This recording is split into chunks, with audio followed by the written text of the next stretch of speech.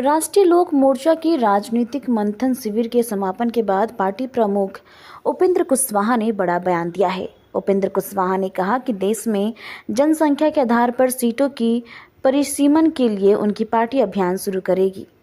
परिसीमन नहीं होने के कारण बिहार जैसे राज्य को नुकसान उठाना पड़ रहा है। वहीं उपेंद्र कुशवाहा ने फिर दोहराया कि बिहार में नीतीश कुमार के नेतृत्व में एनडीए का सरकार बनना तय है। उपेंद्र कुशवाहा ने कहा कि जिस तरह से लोकसभा में भीतरघात से नुकसान हुआ है, वैसी स्थिति विधानसभा चुनाव में नहीं होनी चाहिए। उन्होंने स्पष्ट किया है कि नरेंद्र मोदी, अमित शाह और जेपी नड्डा की बात नहीं मानने वाले बीजेपी के कार्यकर्ता कभी नहीं हो सकते। वहीं तेजस्वी यादव पर उपेंद्र कुशवाहा ने कटाक्ष किया है और कहा कि उनमें मुख्यमंत्री बनने की योग्यता नहीं है, इसलिए विपक्ष की ओर से उनके नाम पर सहमति नहीं बन पाई है।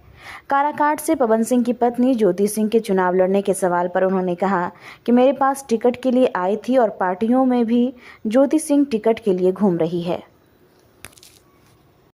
उस आधार पर अगर सीटों का निर्धारण हो तो कम से कम 1.5 गुना संख्या बढ़ेगी लोकसभा में और उसी अनुपात में लगभग विधानसभा में भी सीटों की संख्या बढ़ेगी। और लोकसभा विधानसभा में सीटों की संख्या बढ़ेगी तो जो एससी एसटी वर्ग के लोग हैं उनकी संख्या भी स्वाभाविक रूप से बढ़ेगी। अनुसूचित जाति या विधानसभा में अनुसूचित जनजाति के लिए भी रिजर्वेशन है बिहार में, उनकी संख्या बढ़ेगी। लेकिन 76 में उस एक्ट में संशोधन करके हमारे साथ अन्याय हुआ है। बिहार के साथ उस वक्त जो अन्याय शुरू हुआ, आज भी अन्याय चल रहा है। 76 में 25 साल के लिए उस काम को रोका गया था, फिर बाद में फिर 25 साल उस अवधि को बढ़ाने का काम हुआ। अब 2026 में वह अवधि समाप्त हो रही है। उस वक्त फिर से परिसीमन जनसंख्या के आधार पर होना चाहिए। लेकिन साउथ के कुछ राज्य जिनका हित है संख्या नहीं बढ़ने में, वैसे लोग फिर से दबाव भारत सरकार पर बनाए हुए हैं कि उस अवधि को फिर आगे बढ़ा दी जाए और संख्या न बढ़े।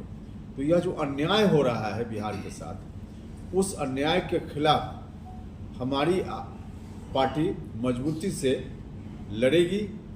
इस अन्याय के खिलाफ हम सब लोगों ने कार्यक्रम भी तय किया है। हम अब इस अन्याय को बिहार में नहीं होने देंगे।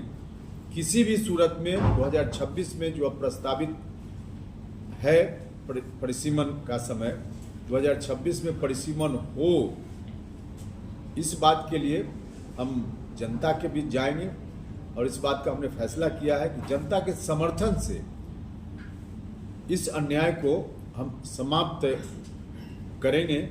यह जो अन्याय बिहार के साथ हो रहा है, सीटों पर दावा जो कुछ भी हम करेंगे उसको जहां जिस टेबल पर बोलना होगा, जिस मोर्चा पर, वहां बात रखेंगे। यह जगह उपयुक्त नहीं है। लेकिन 2015 में जो जितनी सीटों पर पार्टी लड़ी थी उस तरीके की उतनी ही सीटें रहेंगी, उससे कम आगे पीछे? नहीं, उसमें कम होने और आगे होने की बात नहीं है। जो भी तय होगा हम बताएंगे। अभी उस पर बात करना बाकी है।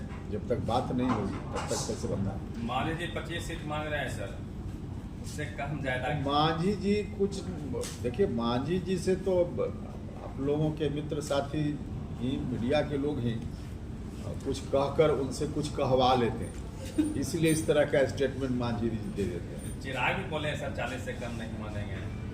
अब देखिए, दूसरे लोग जो भी बोल रहे हैं उनका विषय है, हमारा विषय है, हम उसके बारे में बोलेंगे। कोऑर्डिनेशन कमेटी की बात